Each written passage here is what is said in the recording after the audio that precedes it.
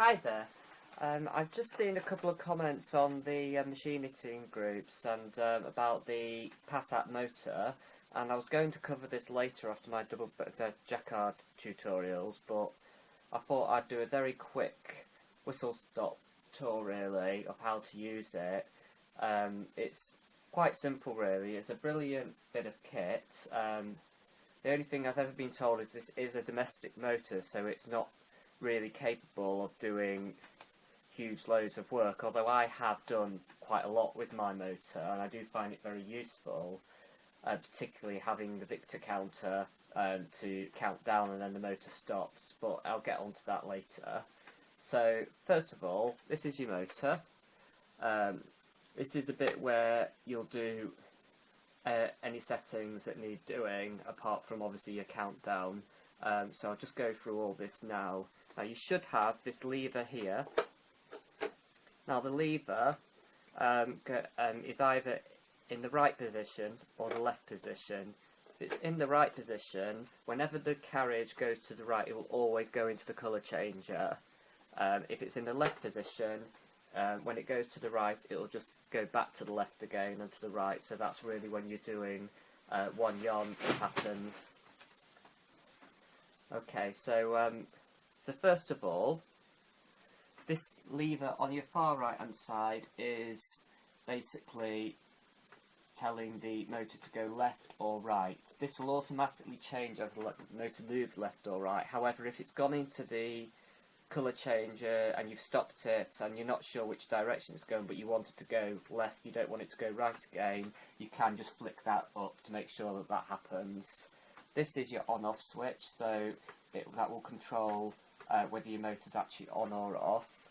And this here is basically the width of where your motor is going to go left and right. So at the moment it's on 90 and 90, which means it will knit the full width of the bed. But obviously if I was doing a tension swatch, for instance a 100 stitch tension swatch, that's a 50 either side. So I just go to the 50 line between the 40 and the 60 on either side, and that'll just knit 100 stitches either side.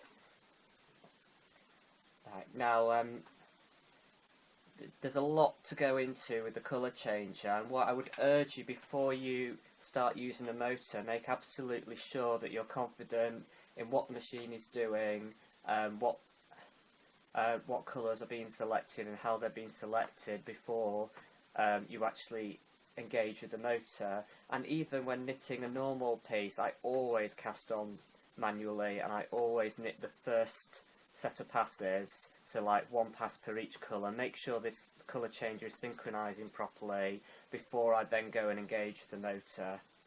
But I've not got any needles in work at the moment, and I've not got any yarn in, just to show you how this works and everything. But for instance, if we're doing a two-colour jacquard piece, we would have a colour in this one and this one, and we would have this lever on the right here on the two. Okay. Now at the beginning there's actually a button underneath the colour change which you just have to push forward, and that neutralises the colour changer, and then we select the first colour by just pressing down, and then I go across, and you sometimes have to go across a couple because there's two colours that it's using, and then that's flashed up, and so I move to the left and collect that colour. Now what I do is, before I do any knitting, I can actually hold down with my left hand on that lever and then press down with the next one. Now I go and do my first couple of rows, and then I go back into the colour changer, let it collect that, move to the right. Oh, that didn't work, did it? Sometimes this happens.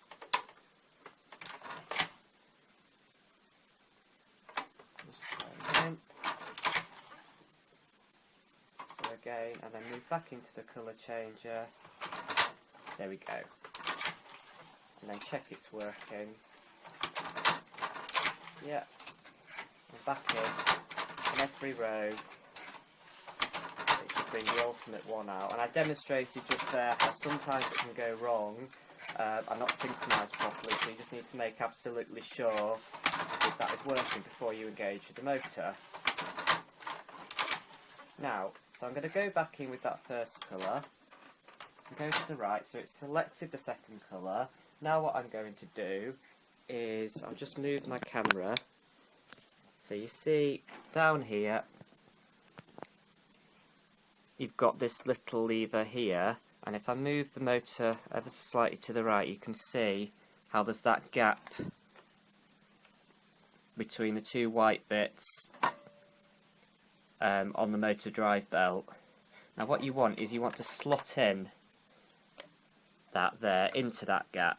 So you just get it into exactly the right position and just press down, and that basically engages it with the motor.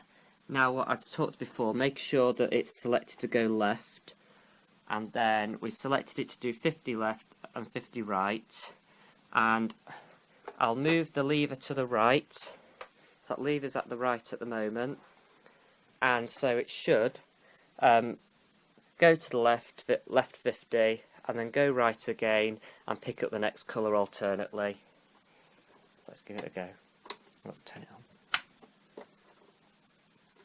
And I'd just like to note that for this test I'm going to have it on SXGX, which means that it's not going to be doing any knitting. It's just literally neutral, so nothing should be affected on the machine. All my needles are out of work at the moment, and all my pushers are out of work as well, so nothing on the machine should be engaging with the motor while we do this dry run.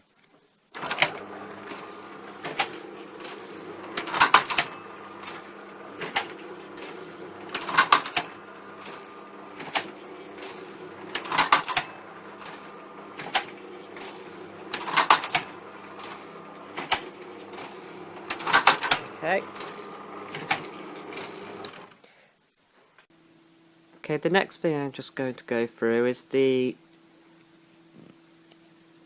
cables on the back of the machine and their slots. There are 5 slots, A, B, and C.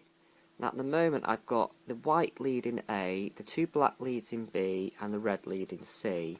Now the 2 black leads will always go in the Bs. Now those are actually connected to your yarn breakout system. So basically, if your yarn breaks in the middle of knitting, or you lose some tension, your actual tension mast will flick backwards like this. And if that happens, the red light will go on and the motor will stop. Now that's really useful for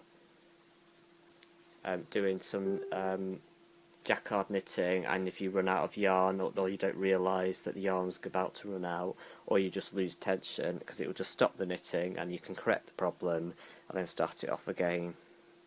But the leads that will change from time to time is the white lead and the red lead, the combination of where they both go. So at the moment the white lead is in A and the red lead is in C.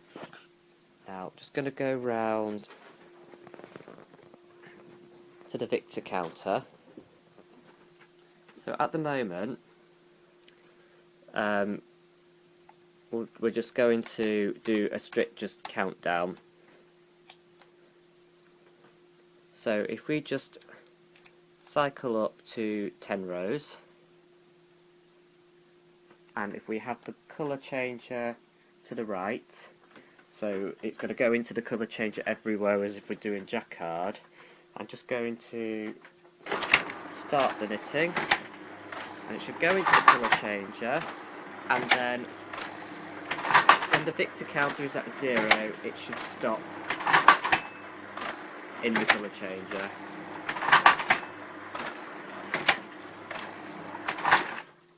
You see? Right, now the last setup you can have is just to stop the knitting every 6 rows if you want to do something. So for that setting we need A for the red and A for the white and the 2 blacks in the Bs. Just going to go around again. So again I'm going to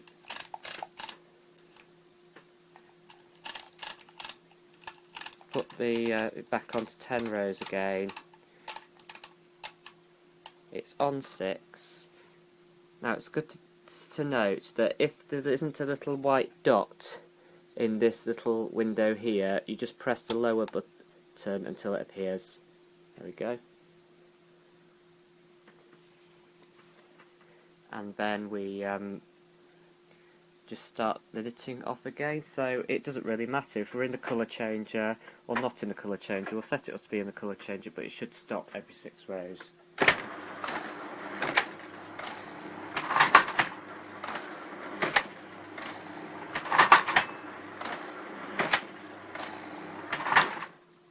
See? And just to prove that it will stop, just set it to not go in the colour changer and continue.